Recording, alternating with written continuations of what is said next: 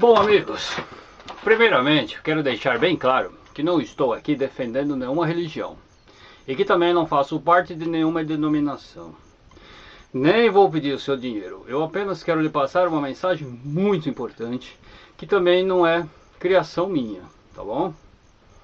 É uma mensagem que está na Bíblia e que pode salvar vidas. Bom, já vou logo dizendo de cara qual é a mensagem e depois vou mostrando como ela pode ser decifrada na Bíblia. A mensagem é: saiam das cidades se não quiserem sofrer consequências graves quando esse sistema for aniquilado.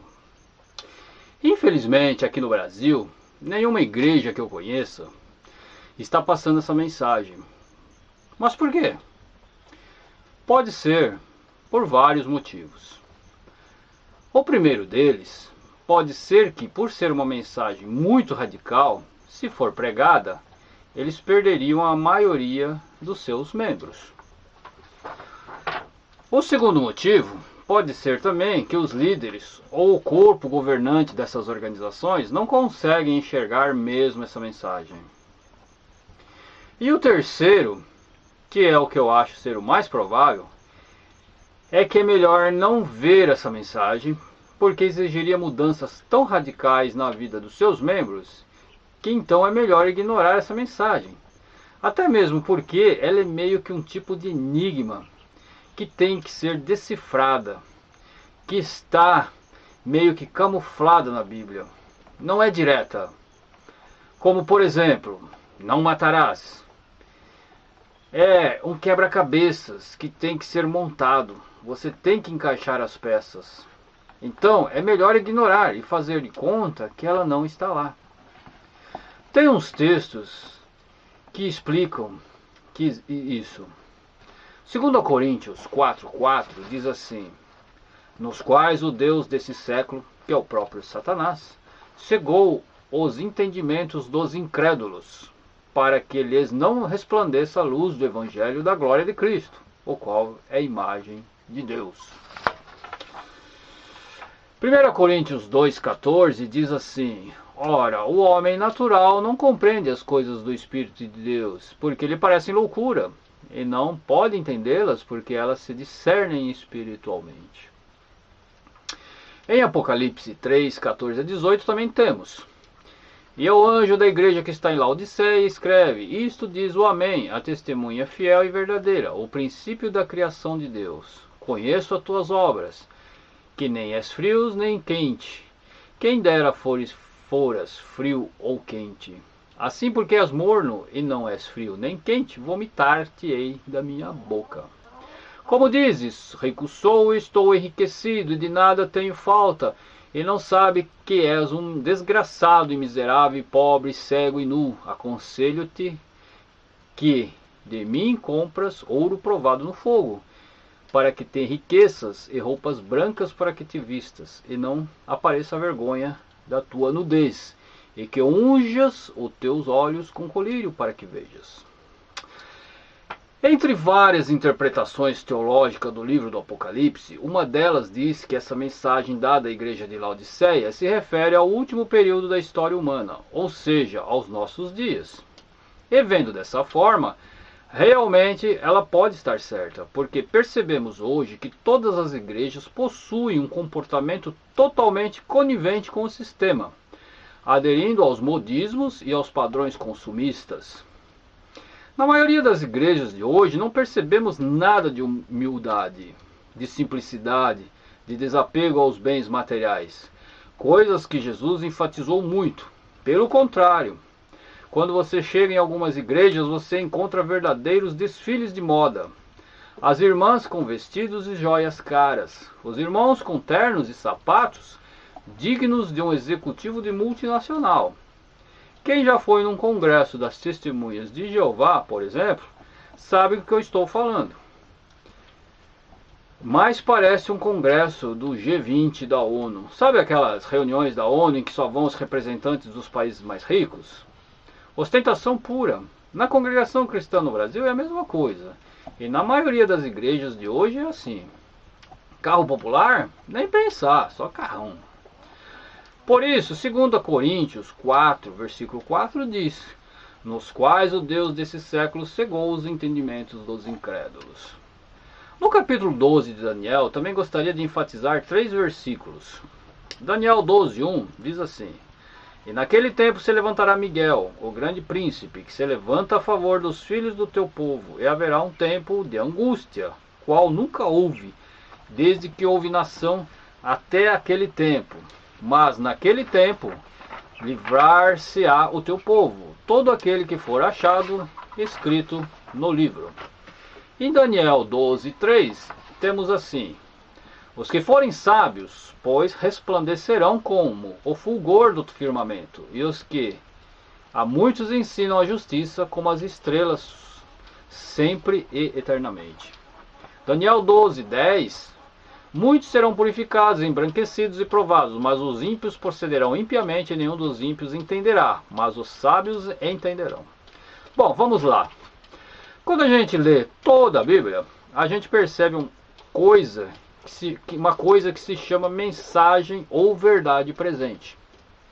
Por exemplo, a verdade presente nos dias de Adão e Eva era: não comam deste fruto, pois no dia em que comerem, certamente morrerão.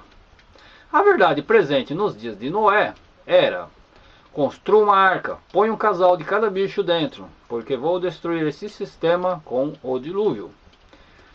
A verdade presente nos dias de Moisés era de que Deus iria tirar o povo dele do Egito e levar para a terra prometida, e assim por diante. A verdade presente nos dias de Jesus até os dias atuais era de que as boas novas do reino de Deus deveria ser pregada a toda a terra habitada. Pois bem, agora, neste exato momento da história humana, existe uma verdade presente, urgente e iminente, e que ninguém está ensinando e nem se dando conta. Essa grande verdade presente para os dias atuais está sendo revelada desde os tempos dos profetas Jeremias, Isaías, Daniel e depois pelo próprio Jesus e por fim por João no livro do Apocalipse. Só que como um quebra-cabeças que tem que ser montado, ela está meio que escondida, velada. Talvez até porque seja uma mensagem que não é mesmo para ser entendida, revelada para todos. Ou talvez seja que devido à complexidade da forma como o mundo é diferente hoje, comparado com os dias em que tais profetas escreveram, não seria possível para eles escreverem de uma forma diferente. Por exemplo, naquela época não existia essa relação homem-sociedade como hoje. O capitalismo, o socialismo, o comunismo são sistemas bem recentes e bem diferentes do que existia na época bíblica.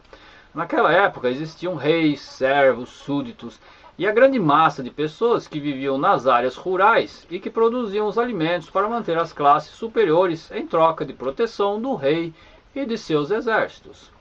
Pois bem, hoje vivemos o momento mais fascinante da história humana, momento este em que estamos prestes a ver a maior mudança de todos os tempos, a volta de Jesus. Mas que não é só isso, seria bom que fosse só isso. Que só precisássemos nos comportar como os bons cristãos, como muitos fazem hoje. Ir à igreja, recolher o dízimo, guardar o sábado, como os adventistas fazem, sair pregando de porta em porta, ir nas assembleias, ir em todas as reuniões, como os testemunhas de Jeová fazem, ir na missa todos os domingos, como os católicos fazem, e continuar usando e abusando das tecnologias da ostentação, usando o WhatsApp, videogame, indo ao shopping, comprando um carro novo, trabalhando para ganhar dinheiro, para ir viajar nas férias, consumindo todos os produtos da moda. Ou seja, não precisa fazer mudanças drásticas nas nossas vidas. Praticamente é só cruzar os braços e continuar vivendo normalmente e esperar a volta de Jesus. Seria bom, não é mesmo? Mas voltando a analisar aquele texto escrito às igrejas da época atual, lá em Apocalipse 3, 14 a 18, conheço as tuas obras, que nem és frio nem quente. Quem dera fosse frio ou quente. Assim, porque és morno e não és frio nem quente, vomitar-te-ei da minha boca. E depois mais um pouquinho para frente que diz: e que unge os teus olhos com colírio para que vejas. Sabe por que esse texto diz que a igreja não é nem fria e nem quente? Porque é assim que são as igrejas hoje. As igrejas hoje não são frias, porque não pregam um ateísmo. Mas também não são quentes, porque não estão fazendo certo o que deveriam estar fazendo. E por que morno? Porque se dizem crentes na mensagem da Bíblia, mas estão inseridas e compactuando com um sistema satânico maligno, com o sistema antagônico a Deus, com o sistema babilônico humano. Eu vou explicar. De Gênesis a Apocalipse, a Bíblia nos mostra duas cidades. A Jerusalém, representando a cidade de Deus, o povo de Deus, ou o sistema de Deus, e Babilônia, representando a cidade antagônica a Deus, o sistema humano ou o sistema satânico, representando o povo que não quer Javé, ou Elohim, ou ainda Jeová como seu Deus. Pois bem, sempre vemos as advertências para o povo de Deus deixar Babilônia. Deus sempre quis separar o seu povo, até como uma forma de proteção, para que o povo dele não sofresse com as influências, com as maldades. Já naquela época da Babilônia física, os profetas Isaías e Jeremias já pregavam. Jeremias 58. Fugi do meio de Babilônia e sai da terra dos caldeus, e sede como os bodes diante do rebanho. Jeremias 51, 6. Fugi do meio da Babilônia, e livrai cada um a sua alma, e não vos destruais na sua maldade, porque este é o tempo da vingança do Senhor, que lhes dará a sua recompensa. Jeremias 51, 45. Sai do meio dela, ó povo meu, e livrai cada um a sua alma do ardor da ira do Senhor. Isaías 48, 20 diz assim: Saí de Babilônia, fugi de entre os caldeus, e anunciai com voz de júbilo, fazei ouvir isso, e levai-o até o fim da terra, dizei, o Senhor remiu o seu servo Jacó. Dá uma arrumadinha aqui no fogo. Bom, os textos que devemos analisar primeiro são os que dizem que este sistema vai ser destruído. Se fizéssemos uma análise detalhada do capítulo 2 de Daniel, já seria o suficiente para confirmar tudo o que estou dizendo aqui. Neste capítulo em que Daniel interpreta o sonho do rei Nabucodonosor, aquele da estátua, já verificamos que a interpretação se cumpriu até aqui. Quando ele disse ao rei que o Império Babilônico cairia e que depois dele viriam outros reinos, a Medo-Pérsia, a Grécia, Roma e por fim um reino em que seria uma mistura de ferro e barro, que é muito compatível com o cenário mundial atual, onde temos o capitalismo, que é representado pelo barro, por ser maleável e moldável, justamente como prega as democracias hoje, onde tudo pode, tudo é possível. Pode casamento de homem com homem, mulher com mulher. Você pode se tornar rico, basta você estudar, trabalhar e ter capacidade para isso. Você pode morar onde quiser, é só você juntar dinheiro para isso. Você pode ter quantos carros você quiser, você pode ter a profissão que quiser. Se você não quiser trabalhar, pode também. Você pode fundar uma igreja nova e ser o líder dela. Você pode criar e ser dono de uma multinacional. Nada te impede disso, é só você ter capacidade. Você pode até ser presidente. Você pode tudo. Você pode ter poder. O céu é o limite. Agora, o ferro já simboliza a dureza. As ditaduras, os regimes totalitários, o comunismo, por exemplo. Lá nesses países, você não pode tudo. Se você nasceu operário, você vai morrer operário. Se você nasceu numa família que está no poder, provavelmente você substituirá o ditador. Você verifica isto, por exemplo, em países como na Coreia do Norte. Né? Então, Daniel 2:4 diz: Mas nos dias desses reis, o Deus do céu levantará um reino que não será jamais destruído. E este reino não passará a outro povo, esmiuçará e consumirá todos esses reinos, mas ele mesmo subsistirá para sempre. Só este versículo já explica tudo. Depois ainda temos em Daniel 12 falando de um período de grande angústia, corroborando o texto de Mateus 24, Lucas 21, Marcos 13 e Apocalipse 14. Eu não vou alongar muito aqui, senão vai ficar muito extenso. Mas se você der uma lida nesses textos de Mateus 24, Lucas 21, Marcos 13 e no livro do Apocalipse todo, você vai entender e vai ficar bem claro que esse sistema que conhecemos hoje vai ser destruído. Bom, você já compreendeu que esse sistema vai ser destruído, certo? Vale aqui um parênteses. O cristão que defende o capitalismo, infelizmente, não tem uma visão macro do sistema. Ele é mal informado, porque capitalismo não combina com cristianismo. São dois sistemas totalmente antagônicos.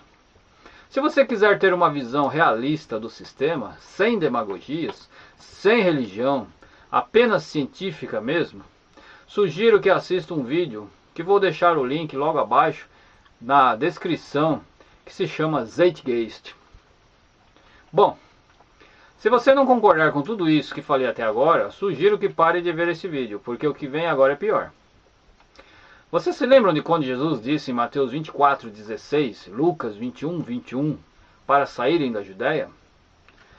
Não se esqueça que nesse relato Jesus estava falando sobre o fim desse sistema. Os testemunhas de Jeová vão dizer: ah, mas esse texto se refere à destruição de Jerusalém lá no ano 70 depois de Cristo. Agora eu pergunto, por que ele mesclou esse texto justamente no meio de um texto em que ele estava falando sobre a destruição do sistema? Tá, agora vamos ver Apocalipse 18:4, que diz assim: eu ouvi outra voz do céu que dizia: sai dela, povo meu, para que não sejas participante dos seus pecados, e para que não incorra nas suas pragas. Os testemunhas de Jeová e os adventistas dizem que é para sair da religião falsa. Essa foi a forma que eles acharam para explicar esse versículo, que é tão direto e objetivo quando diz: sai dela, povo meu. Mas qualquer pessoa um pouquinho mais esclarecida sabe que esse negócio de que em determinado momento o império da religião falsa vai acabar e que vai ficar somente a religião verdadeira é a maior asneira que esses crentes pregam hoje. Sabemos que a humanidade caminha no sentido contrário a essa ideia. A humanidade caminha para a liberdade e o respeito total às minorias. Pelo contrário, não vai ser tolerado os intolerantes. Será tudo normal e respeitado no futuro. Casamento de homem com homem, mulher com mulher, casamento A3, A4, você pode cultuar qualquer deus, os astros, as energias cósmicas. Se você quer ser gótico, pode ser hippie, emo, dark, enfim, você pode tudo e todos têm de te respeitar. A discriminação é crime.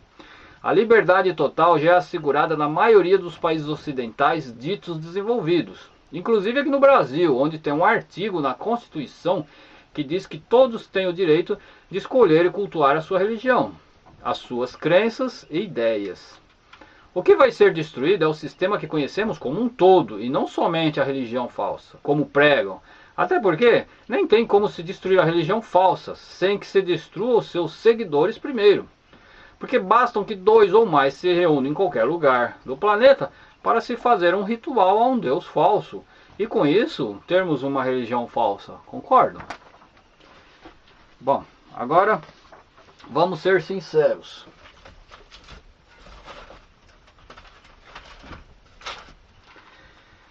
Imagine você morando num apartamento no 25º andar no centro de São Paulo, com gás encanado, luz, internet, água, dependendo do supermercado, do McDonald's para comer, dependendo do caixa eletrônico para pegar dinheiro. Se de repente tudo isso acabar de uma hora para outra, quanto tempo você sobrevive? Ah, mas eu sou um cristão exemplar e estou fazendo tudo direitinho. Deus é bom e Ele não vai deixar o povo dele sofrendo desamparado. Lá em Daniel 12:1 está escrito que Ele vai livrar o seu povo, todo aquele que for achado escrito no livro. Mas espera aí, Ele está te avisando. Sai dela, povo meu. Apocalipse 18:4. Deus é bom, sim. Ele já fez isso no passado? Sim. Vejamos o relato de Noé. Como todos sabem, Noé foi avisado por Deus: faça uma arca que eu vou destruir esse sistema, esse mundo. E foi assim que aconteceu. Ló, lá em Sodoma, a mesma coisa. Deus mandou um anjo lá para tirar ele e a família de lá. Ele e a família dele. Falou: ó, vamos sair daí que vai ser tudo destruído. O povo hebreu, lá no deserto, a mesma coisa. Deus falou assim, ó, vou tirar vocês daí, vamos, né, para a terra prometida, e foi o mesmo caso. Eu acho que os cristãos mornos hoje pensam assim: Deus vai destruir esse sistema, mas vai deixar o shopping, a internet, o caixa eletrônico, o WhatsApp funcionando para nós, porque Ele é bom. Ele não vai tirar essas coisas boas, entre aspas, né, deste mundo. Engano seu. Se você ler Deuteronômio 28, você vai perceber que Deus promete dar para o seu povo alimento, abrigo, paz, saúde, e não coisas supérfluas para ostentação, nem para deixar você obeso, ocioso, preguiçoso, deitado num sofá o dia todo, usando videogame ou usando o Facebook ou o WhatsApp. Isaías 65, 21 e 22 diz assim: edificarão casas e habitarão, e plantarão vinhas e comerão o seu fruto. Não edificarão para que outros habitem, não plantarão para que outros comam, porque os dias do meu povo serão como os dias da árvore, e os meus eleitos gozarão das obras das suas mãos. Não vai mais existir o capitalismo, desigualdade social, exploração de mão de obra. Vai ser um sistema perfeito, sem desigualdades, sem exploração, sem corrupção, sem doenças nem guerras, sem escassez de alimentos, sem violência e sem morte. É isso que a palavra de Deus, a Bíblia diz. É muita infantilidade, para não dizer ignorância, acreditar que esse sistema vai ser destruído e que vai continuar existendo energia elétrica, internet, carro, avião. Pense bem, quem vai fazer a manutenção nas usinas hidrelétricas? Quem vai trabalhar nas refinarias de petróleo? Quem vai manter a internet funcionando? Quem vai ficar lá na torre de comando do aeroporto controlando o tráfego aéreo? Vale lembrar que na destruição do sistema os ímpios serão destruídos, e todo o sistema satânico e o capitalismo com toda a sua parafernália de engano e desigualdade social vai junto. Portanto, para manter essas coisas funcionando, só se Deus mandar os anjos dele lá do céu, só porque você não pode ficar sem WhatsApp, sem shopping, sem viajar de avião. É muita infantilidade. Quer ver mais? Nós estamos vivendo exatamente aqui, no fim do Apocalipse 13 e início do Apocalipse 14. Quando entendemos que o código de barras é o sinal da besta, percebemos que tudo se encaixa perfeitamente no nosso quebra-cabeça, com a época atual. Vejamos aqui, Apocalipse 14, 8 até 13, diz assim: E outro anjo seguiu, dizendo: Caiu, caiu Babilônia, aquela grande cidade que a todas as nações deu a beber do vinho da ira da sua prostituição. E seguiu o terceiro anjo, dizendo com grande voz: Se alguém adorar a besta e a sua imagem, receber o sinal na sua testa ou na sua mão, também... Bom, tudo bem, deu uma pausinha. E a fumaça do seu tormento sobe para todo sempre, e não tem repouso nem de dia nem de noite os que adoram a besta e a sua imagem, e aquele que recebe o sinal do seu nome. Aqui está a paciência dos santos. Aqui estão os que guardam os mandamentos de Deus e a fé em Jesus. E eu ouvi uma voz do céu que me dizia: Escreve, bem-aventurados os mortos que desde agora morrem no Senhor, diz o Espírito, para que descansem dos seus trabalhos e as suas obras os seguem. Só pelos versículos 9, 10 e 11, já temos base suficiente para concluirmos que todo aquele que vive dependente do sistema capitalista, ou seja, dependente da besta, sofrerá as consequências drásticas com a queda do mesmo. O que é muito lógico. Ora, se você depende de algo e esse algo acaba, você sofre de uma forma ou de outra, concorda? Toda vez que Deus agiu no sentido de salvar o seu povo, ou no sentido de punir ou eliminar algum inimigo do seu povo, sempre o povo de Deus teve de agir, ou fazer algo, tomar uma atitude. É mais ou menos assim. É como se Deus dissesse: eu faço isso para você, mas você tem que fazer aquilo. Percebemos isso em várias histórias bíblicas. Por exemplo, lá em Noé, a história de Noé, em Gênesis 6, de versículos 13 até 14, que ele fala, né, faça a arca. Em Ló, ele falou: ó, eu vou tirar você daí, vamos sair daí. A morte dos primogênitos no Egito, foi dada a mensagem: ó, coloque um sangue na verga, no batente na porta, né, para que quando vier o anjo do Senhor, ele saiba que ali é um aliado, é um povo, é do povo hebreu. A destruição de Jerusalém também Jesus falou para o povo sair de lá, né? Todas as conquistas na Terra Prometida foram realizadas depois de muito esforço. Por exemplo, o muro de Jericó, quando caiu lá em Josué 6, você percebe que você vai ter que dar 7 voltas em volta do muro. Vocês vão durante 7 dias, né? E quando gritar, daí vai cair o muro. Vocês perceberam? E não é só nas grandes histórias não. Percebemos que Deus sempre exigiu uma contrapartida. Um passo de fé. Tipo assim, você faz a sua parte e eu faço o resto. Querem ver? Na história de Naamã, que está em 2 Reis, capítulo 5, o profeta Eliseu pede para Naamã se banhar 7 vezes no Rio Jordão para se curar de uma lepra. E ao fazer como o profeta ordenou, o mesmo foi curado. Vocês perceberam? As coisas têm que ser feitas justamente como é ordenado.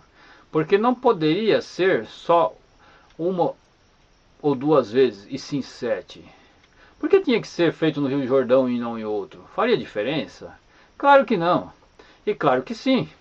Não foi a água do Rio Jordão ou a quantidade de vezes que ele se banhou que determinou a cura. Se você for lá no mesmo lugar hoje com uma lepra e se banhar 7 vezes, você não vai ser curado. Senão, até hoje haveria uma fila naquele lugar curando as pessoas. O que determinou a cura foi a obediência e fazer exatamente como o profeta determinou. Nesse texto percebemos que Naamã nem tinha muita fé não. Ele só fez como Eliseu determinou porque seus servos aconselharam ele dizendo: olha, o senhor não tem nada a perder. Se o profeta disse isso, vai lá e tenta para ver. Na história do azeite, do 2 Reis, capítulo 4, aconteceu algo semelhante. Eliseu pede para a viúva pobre pedir várias vasilhas emprestadas, fechar a porta e despejar o pouco de azeite que ele tinha nas vasilhas. E ela obedeceu, fazendo exatamente como ele ordenou. E sabemos que o milagre aconteceu e ela encheu todas as vasilhas. Ora, Eliseu não poderia fazer diferente? E por que ele pediu para ela fechar a porta? Sim, existem infinitas possibilidades para que Eliseu pudesse ajudar a viúva. Mas ele determinou que fosse assim, e assim foi, porque a mulher fez exatamente como ele mandou. Porque caso contrário, não teria ocorrido o milagre. Vemos também na história de Moisés, quando Deus pede para ele bater o cajado na pedra para jorrar água, em Êxodo 17, versículo 6. Ora, sabemos que não foi o bater do cajado na pedra que fez sair água. Você pode morrer de bater um cajado numa pedra aí agora, que não vai sair água alguma. O que fez sair a água da pedra foi o estrito cumprimento de fazer como Deus tinha ordenado. Hoje não é diferente. E a mensagem presente hoje é: saiam da cidade. Ou do sistema babilônico, satânico. E esse é o passo de fé para os dias de hoje. Essa é uma mensagem tão óbvia e lógica que nem precisaria muita explicação. Se o cristão acredita que esse sistema vai ser destruído, como é que ele acha que vai sair ileso estando dentro dele? É a mesma coisa que os americanos dizerem que vão destruir a Coreia do Norte e falar para alguns americanos que estiverem lá: olha, pode ficar aí mesmo, tá? A gente vai destruir tudo aí, mas vamos dar um jeito de não acontecer nada com vocês e nem com o modo de vida que vocês estão tendo aí, tá bom? Pelo contrário, quando um país vai atacar um outro, qual é a primeira coisa que ele avisa para seus amigos e aliados? Olha, saiam daí o mais rápido possível, que nós vamos atacar e destruir tudo. Às vezes não compreendemos e nem conseguimos visualizar uma determinada situação porque estamos inseridos dentro dela. Querem ver? Você já viu a historinha do sapo? A história do sapinho vale aqui também. O sapo é um animal de sangue frio e, portanto, a temperatura do seu corpo acompanha a temperatura ambiente. E ele não percebe pequenas mudanças de temperatura. Dizem, eu não sei, porque nunca testei essa coisa, que se você jogar um sapinho numa panela com água fervente, que ele pula imediatamente. Ah, naquela panela ali daria para fazer isso. Coitado do sapinho, né? Então, ele sente a mudança de temperatura, a brusca, né, e pula. Mas se você colocar ele dentro de uma panela com água fria e depois colocar a panela no fogo, o sapinho não sentirá o aumento gradual da temperatura e ficará ali até morrer, né? Ele fica ali quietinho, imóvel, até que a água atinge uma temperatura que o matará, o sapinho cozido, sem mesmo ele ter percebido. Se é verdade, eu não sei, mas faz sentido e serve para ilustrar uma situação em que vivemos hoje. Se você estiver dentro de um caldeirão e ele estiver aquecendo aos poucos, e você não se der conta que você está dentro dele, e que tem um fogo logo abaixo aquecendo o caldeirão, você talvez nem perceba o que está acontecendo, e quando você se der conta, já estará cozido. Vou dar um outro exemplo. Imaginemos que agora não estamos mais aqui no planeta Terra. Imaginemos que estamos numa nave bem longe e que vemos o nosso pequeno planetinha como uma pequena bolinha azul bem distante. Consegue imaginar isso? Agora, digamos que alguém diga... Deixa eu ver se eu tenho aqui. Ó, faz de conta que esse aqui é o planetinha Terra. Está bem distante lá. Ó. A gente está observando ele lá. Tá? Imaginemos que agora não estamos mais aqui, certo? Vemos o nosso planetinha bem distante. Agora, digamos, eu estou tendo um pouco de dificuldade porque eu estou lendo, tá, pessoal? Porque é muita informação, eu não consegui guardar tudo na cabeça. Agora, digamos que alguém diga... Olha lá naquela bolinha, vivem cerca de 7 bilhões de pessoas. Está vivendo 7 bilhões de pessoas naquela bolinha, tá? E que está uma bagunça daquelas lá.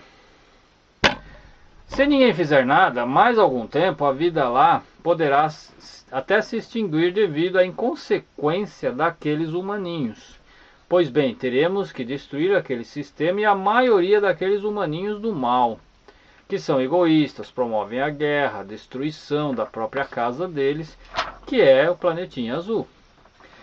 Mas tem um pessoalzinho lá do bem, e foi deixado um livro, uma mensagem tipo oculta, mas que aqueles que estiverem empenhados em descobrir a mensagem e que forem persistentes, conseguirão decifrá-la e saberão como agir para não serem destruídos junto com os outros.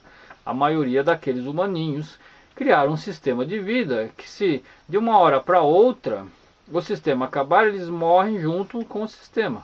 Mas alguns que estão se preparando conseguirão viver de forma autossuficiente, independente do sistema. Será eles e a natureza, eles e o planeta, sem depender do sistema que alguns criaram e que deixa todos os outros dependentes. Um sistema que visa somente o lucro, o poder, a ganância. Vocês entenderam? Nunca, em nenhum relato bíblico, Deus fez algo que não exigisse a participação ativa do homem. Tipo assim, fique aí de braços cruzados e deixe o resto por minha conta. É isso, irmãos. A mensagem é muito clara. Só não aceita quem não quer.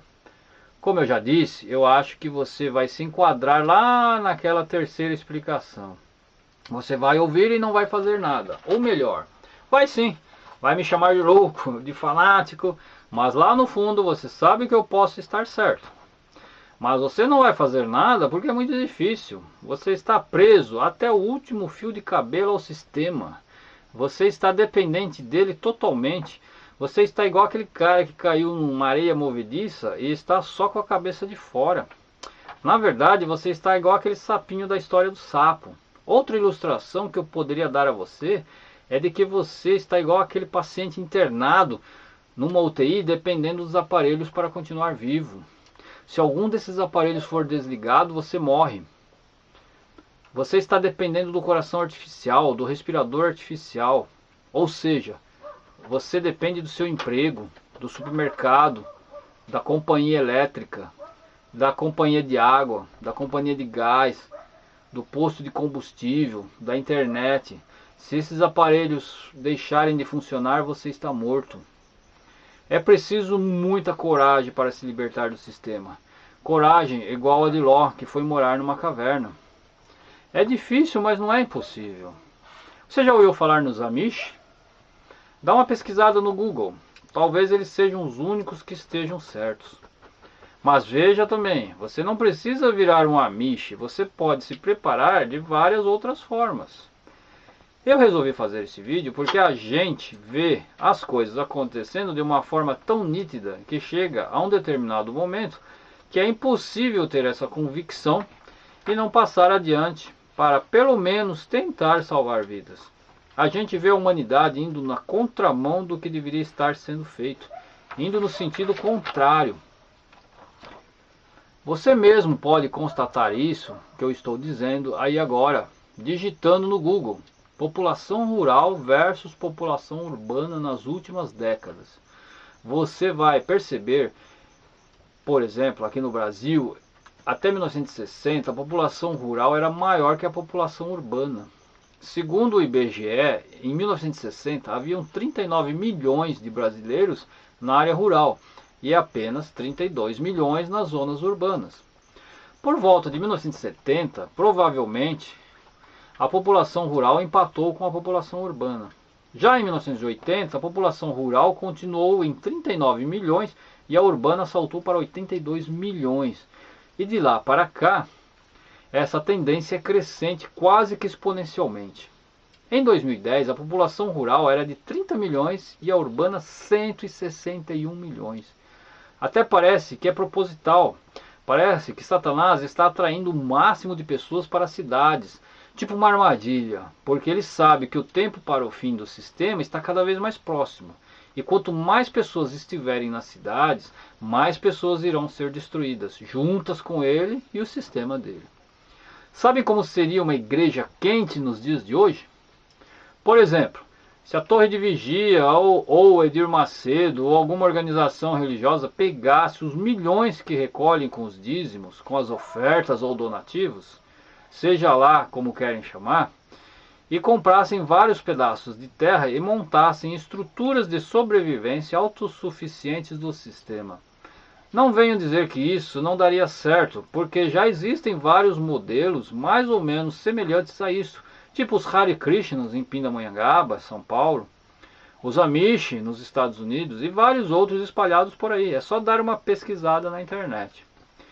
Então, um sistema alternativo que não dependesse do sistema satânico, que conseguissem viver fora do sistema capitalista, que pregassem o amor ao próximo, sem exploração, sem desigualdade social, sem ostentação de poder ou riqueza, sem visar o lucro ou o acúmulo de dinheiro, e sim o compartilhamento de bens e recursos, cujo objetivo seria unicamente adorar a Deus e aguardar a volta de Jesus. Aí sim estariam pregando o mais importante, colocando em prática o puro, cristalino e imaculado cristianismo, como está em Tiago 1:27.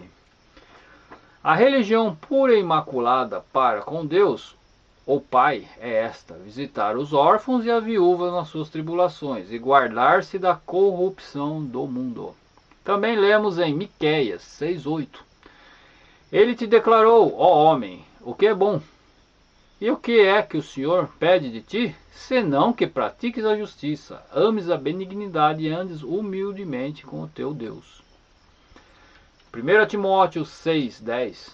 Porque o amor ao dinheiro é a raiz de toda espécie de males, e nessa cobiça alguns se desviaram da fé, e se transpassaram a si mesmo com muitas dores. Percebem como que as mensagens são claras?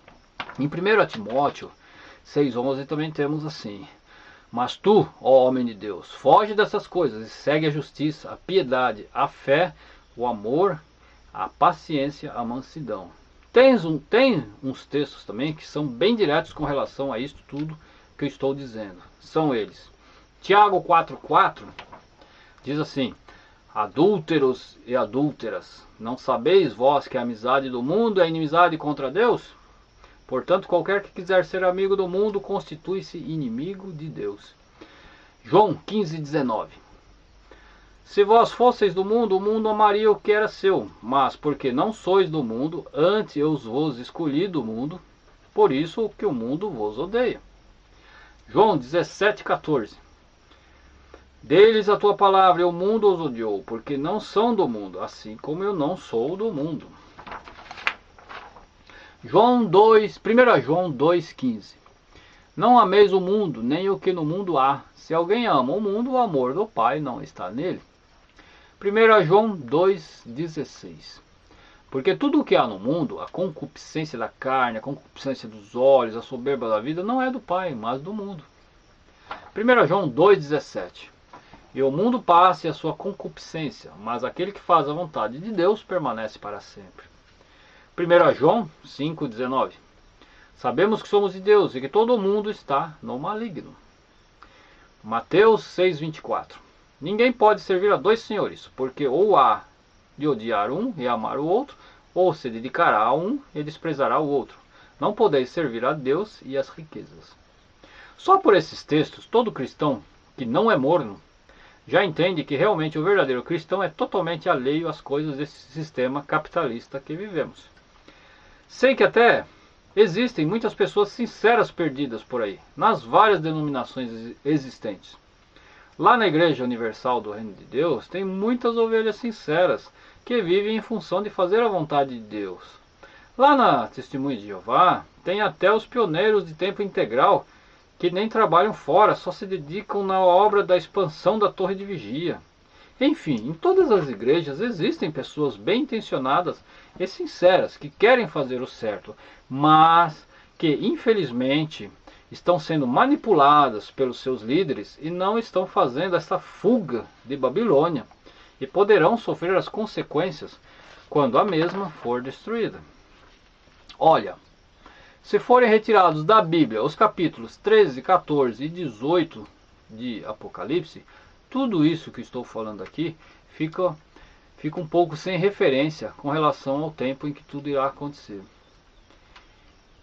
Que vai acontecer a destruição do sistema, quanto a isso não há dúvidas, porque temos textos importantes em Daniel, Mateus, Lucas, etc. Mas com relação a quando, num contexto de milhares de anos, não poderíamos arriscar a determinar essa época.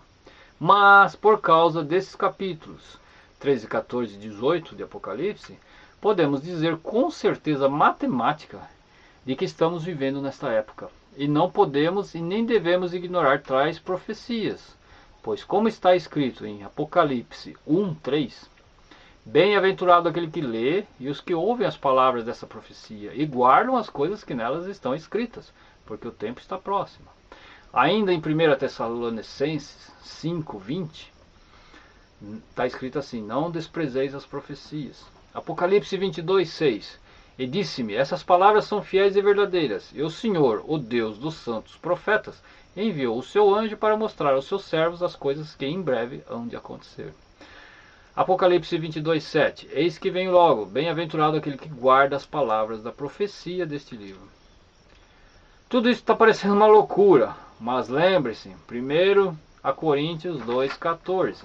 Ora, o homem natural não compreende as coisas do Espírito de Deus, porque lhe parecem loucura, e não pode entendê-las, porque elas se discernem espiritualmente. Bom, quando tudo isso que eu estou dizendo vai acontecer? Isso ninguém sabe.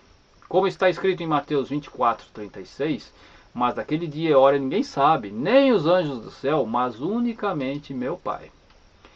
Mas temos evidências muito fortes de que esse dia não demorará muito, devido à presença da marca de Apocalipse 13. Já agora nos nossos dias, e que tem um outro vídeo específico sobre esse assunto. Eu já saí de São Paulo há 25 anos. Pode ser que demore mais 25, 30, ou pode ser que eu nem veja tudo isso. Mas pode ser também que isso tudo aconteça amanhã. Eu prefiro estar preparado e não precisar, do que precisar e não estar preparado. E torço para que você também se prepare, para não sofrer as consequências de que diz Apocalipse 14. E nunca se esqueça que o tempo de Deus é diferente do nosso. Um anjo, na época, quando ele avisou, né, o povo de Deus, que o povo dele ficaria... não, desculpa, aqui está dizendo assim, 1 ano, 10 anos, não é nada para Deus. O povo dele ficou 40 anos peregrinando no deserto. Ficou 70 anos cativo na Babilônia. Ficou 430 anos no Egito. A evidência mais forte hoje de que tudo está para ser concluído nos dias atuais é a presença da marca da besta que se refere ao Apocalipse 13. Então, meu querido amigo ou amiga, a mensagem presente e eminente hoje é esta: saia da Babilônia se não quiser ser cúmplice das suas pragas. Ou melhor, saia da cidade o mais rápido possível, porque as coisas aí vão ficar feias. E busque viver de forma alternativa, meio que autossuficiente, meio que sobrevivencialista, ou seja, de uma forma que seja necessário que você consiga sobreviver por um período. Desculpe, de uma forma que, se necessário, você consiga sobreviver por um período, que vai ser o período da grande tribulação, sem depender do sistema. E quando se diz sistema, estou dizendo tudo que você depende hoje: energia elétrica, água, gás, supermercado, farmácia, carro, internet, shopping. Tente criar uma estrutura em que você possa viver produzindo o seu próprio alimento. De vez de usar gás, use um fogão de lenha assim, ó, facinho fazer, não dá muito trabalho. Não é? Use um fogão a lenha ou a carvão, ou você mesmo pode fazer seu próprio carvão. A água você mesmo pode retirar de um poço. Enfim, criar condições para que você possa ser autônomo. Você, sua família, o planeta e Deus. E o mais importante de tudo, leia e estude a Bíblia. Você vai perceber que cada dia que passar, você aprenderá uma coisa nova sobre a personalidade.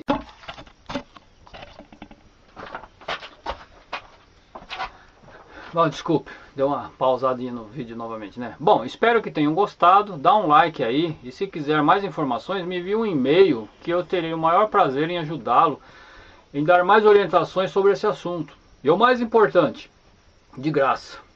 Não vou te cobrar nada, só de você se salvar e salvar a sua família, já ficarei muito satisfeito. Fiquem com Deus e a paz de Jesus esteja com vocês. Tchau.